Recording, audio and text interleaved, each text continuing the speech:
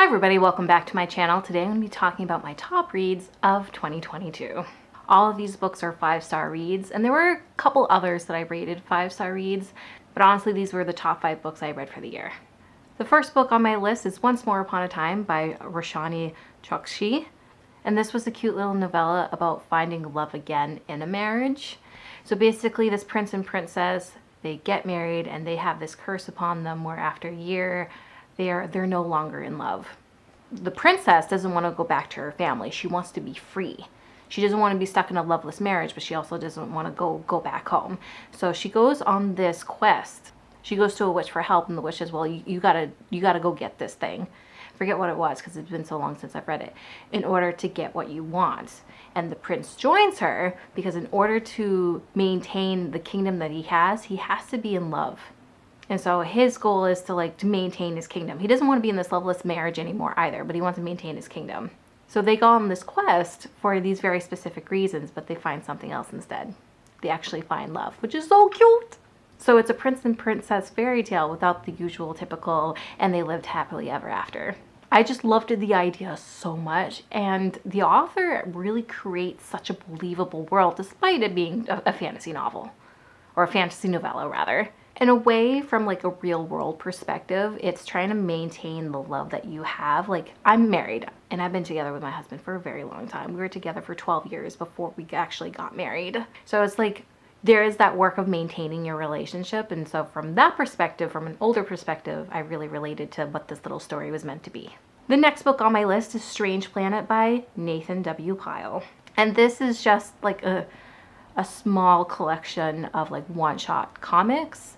And the idea of this, if you're not familiar with this, these aliens, they're down in Earth. Is that the grammar I want to use? They're on Earth. That's the word I'm looking for. Not in or and, but on. They're on Earth trying to experience what life on Earth is like, and seeing what is normal day-to-day things from this outside perspective is so funny. And when I laugh out loud on something, it's super rare. And so when that happens, I have to rate it a full 5 stars. This was amusing. This was really enjoyable. And if you haven't read it yet, I highly, highly recommend it. Now, the third book on my list is Who the F Are You by Huda Fahmy. Now, I originally read Yes, I'm Hot in this, where she talks about her experiences as a hijab-wearing person in society where most people don't wear it. And that was amusing and really enlightening and informative. And I really enjoyed that, which prompted me to read this. And this is where she talks about her as a teenager and coming of age. Now, the first book was a graphic novel, and so is this. Now, the art style is a little to be desired. I think it's a little too simplistic, but it really does the job. And honestly, she wrote about her experiences, about her childhood, with a lot of humor. I thought this to be a very funny coming-of-age tale. She talks about her experiences as a hijabi from a neighborhood where she was the only hijabi, and she moves to a community where she's not the only one. And now, whereas before her sense of identity was solely well, I am Muslim. Now she's not the only Muslim, and now she really has to figure out okay, how do I fit in now? And man, did I find that relatable. I'm not hijabi, but I found it really relatable. Yeah, when I was in middle school, I had no idea where I fit in. I still don't know where I fit in now. So yeah, this is very much worth the read. Now, this next one is part of a series that I recommend the whole series, the series as a whole. It's fantastic. It's the Brown Sisters trilogy by Talia Hibbert. There's Get a Life, Chloe Brown, Get a Hint, Danny Brown, and the one I'm really recommending is Actor Age, Eve Brown. Now, I enjoyed the first two about Chloe Brown and Danny Brown. I really enjoyed those. I rated those 4 out of 5 stars. But this last one, I really loved Eve Brown as a character. I have to say, if I had to pick a favorite of the series, this last one for sure is my favorite.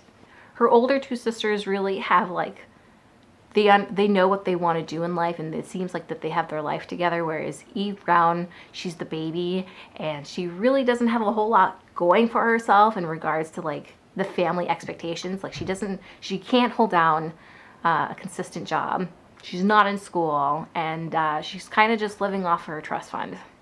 And eventually her parents basically make an ultimatum, you got to figure out what you're going to have to do, otherwise we expect you to move out and act like the adult that you are. As you can imagine, this really hurt her. And so she goes off to try to find a job, and she ends up getting to a car accident. She ends up going to this interview where she just randomly sees this hotel as hiring a cook. And it's like, you know what? Why the hell not? She goes in, doesn't actually hit it off with the owner. And as she's leaving, the owner like chases after her and she accidentally hits him with her car, which prompts her to like, oh no, I have to take care of him. I'm a terrible person. Jacob, who's the owner, like reluctantly hires her because he knows he needs the help, because he keeps like turning down people and he needs the help, especially since he has this like big event coming up. And they are two completely different people. And so they are at odds the entire time. And I love when we got like a rivals to lovers sort of romance happening. Because this is what this is.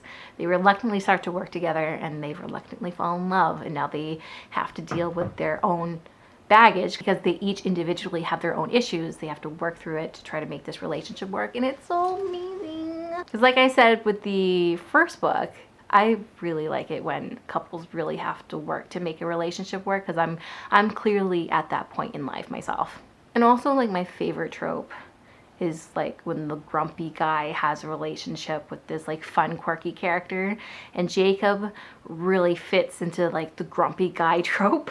So this ticked all of my boxes for me. Now the last book on my list is another novella. It's A Psalm for the Wild Built by Becky Chambers, and this is the first book in a series. There's a second book that I very much want to read now, and this follows a monk. It's a monk and robot kind of story. There's this society that the robots have gained sentience, and they decide that they don't want to be part of humanity anymore, and they leave. And the monk is living in the society rather, and dealing with their own baggage. They're very good at what they do. They're a tea monk, and basically the job is they travel town to town with their tea cart, and they allow people to just sit and talk with them and take the break that they need. But the monk themselves needs a break too, and they're just burnt out. And so they decide to go into the wild and find this old ancient monastery that is no longer in use. And on their travels, they meet a robot that has not have had human connection for like hundreds, thousands of years. So it's them talking and learning about each other. And the reason why I like this, because I'm struggling myself. I am burnt out. I love what I do. I love freelancing as an actor. I love working at the library. But there's days where I am dead tired. I could really use a break. And I like seeing other people who found fulfillment in their jobs, but also need that moment to step back and just really take care of themselves. And this novella really focuses on the value of productivity. You're valuable as a person regardless of what you put out in the world. And this was just a much needed read to remind myself of that. But yeah, that's all I have for you guys today. This was just a quick little video of 5 books that I really loved this year. Let me know down in the comments what you feel about them. Feel free to suggest any books down in my comments. And if you have nothing to add and just want to let me know that you're here, please feel free to leave an emoji. As always, I hope you guys enjoyed this video, and I guess it's ta-ta for now. Bye guys.